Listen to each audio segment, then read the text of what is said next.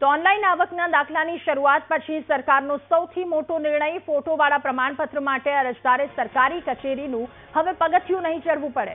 Online પ્રક્રિયા હોવા છતાં અરજદારે ફોટો માટે જવું પડતું હતું સરકારી કચેરી। ઓનલાઈન આવકના દાખલાના અગાઉના નમૂના સરકારે રદ કર્યા અને નાગરિકોને ધક્કા વગર આવકનો દાખલો મળે તે માટે સરકારે સૌથી મોટો આ સુધારો કર્યો છે। ગામડામાં દાખલાની સત્તા તલાટી પાસેથી પાછી લઈ અને તાલુકા વિકાસ અધિકારીને સોંપવામાં આવી। હવે ગામડામાં તાલુકા વિકાસ અધિકારીની સત્તાથી ઓનલાઈન આવકનો દાખલો મળશે।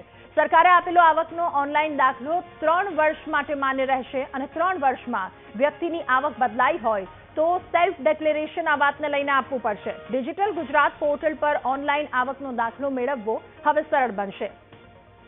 વધુ માહિતી મેળવીશું સંવાદદાતા મેહુલ આપણી સાથે આ મુદ્દે ફોનલાઈન પર જોડાયા છે।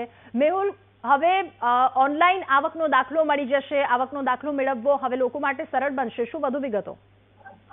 બિલકુલ, આવકનો દાખલો જે છે તે કઢાવવા માટે લાંબી કતારો સામાન્ય જે પરીક્ષાના સમયની અંદર જે છે તે જોવા મળતી હતી કલેક્ટર કચેરીમાં અને મામલતદાર કચેરીમાં, પરંતુ હવે તેને સરળીકરણ કરવા માટે આ જે ઠરાવ જે છે તે કરવામાં આવે છે સામાજિક ન્યાય અને અધિકારીતા વિભાગ દ્વારા। સત્તા જે છે તે તલાટીથી હવે તાલુકા વિકાસ અધિકારીને ગ્રામ્ય વિસ્તારની અંદર સોંપવામાં આવી છે અને શહેરી વિસ્તારોમાં મામલતદાર જે છે તેમની પાસે આ સત્તા રહેશે। જે ફોર્મ ભરવાની પ્રક્રિયા અને તલાટી સમક્ષ જવાબ આપવાની જે પ્રક્રિયા છે તેમાંથી મુક્તિ જે છે તે મળી છે અને હવે ડિજિટલ એટલે કે ઓનલાઈન જે ડિજિટલ ગુજરાત પ્લેટફોર્મ છે તેના ઉપર આ ફોર્મ જે છે તે ડિજિટલી ભરી શકાશે। સેલ્ફ ડિક્લેરેશન ફોર્મ જે છે તે પણ ભરવાનું રહેશે। તે ડિક્લેરેશન સાથે જ આ જે આવકનો દાખલો જે છે તે આપવામાં આવશે, એટલે જે સક્ષમ અધિકારી છે તે ઓનલાઈન જે તેને મંજૂરી આપી શકશે।